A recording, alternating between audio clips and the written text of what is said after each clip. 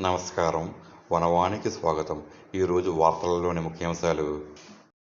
కాకినాడ జిల్లా పెదపూడి మండలం గొల్లల మామిడాడల్లోని బిక్కవోలు రోడ్డులో వేంచేసి ఉన్న శ్రీ మణికంఠస్వామి దేవస్థానంలో కార్తీక బుధవారం పర్వదినం సందర్భంగా ప్రత్యేక పూజలు, అభిషేకాలు వైభవంగా జరిగాయి. ఆలయ ప్రధాన అర్చకులు నారాయణ నంబూద్రి, గురుస్వామి డిఆర్కే రెడ్డి సారథ్యంలో తెల్లవారుజామునుండే అయ్యప్ప మాలధారుల ఆధ్వర్యంలో ఈ వేడుకలు ప్రారంభమయ్యాయి. వేదమంత్రాల నడుమ మణికంఠస్వామివారికి పంచామృతములు, పళ్లరసములు, గంధము, విభూతితో విశేష అభిషేకాలు నిర్వహించారు. అనంతరం మహాగణపతి హోమం శాస్త్రోక్తంగా నిర్వహించబడింది. ఆలయ ప్రాంగణంలో కొలువైన శ్రీ కనకదుర్గ అమ్మవారు, శ్రీ వారాహి అమ్మవారు, శ్రీ వెంకటేశ్వర స్వామివారు, శ్రీ పంచముఖ అభయాంజనేయ స్వామివారు, శ్రీ సుబ్రహ్మణ్యేశ్వర స్వామివారిక్కూడా ప్రత్యేక పూజలు, విశేష అలంకారాలు చేశారు.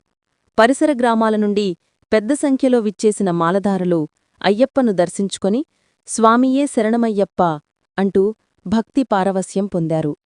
దర్శనార్థం వచ్చిన భక్తులకు ఆలయ అభివృద్ధి కమిటీ తరపున ప్రసాదాలు అందజేశారు.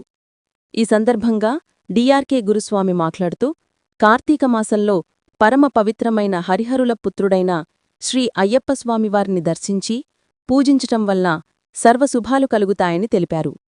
మాల ధరించిన భక్తులకు డిఆర్కే గురుస్వామి పీఠం, స్వాముల సారథ్యంలో ఉచిత అన్నప్రసాద వితరణ చేయడం జరుగుతుందని ఆయన ప్రకటించారు.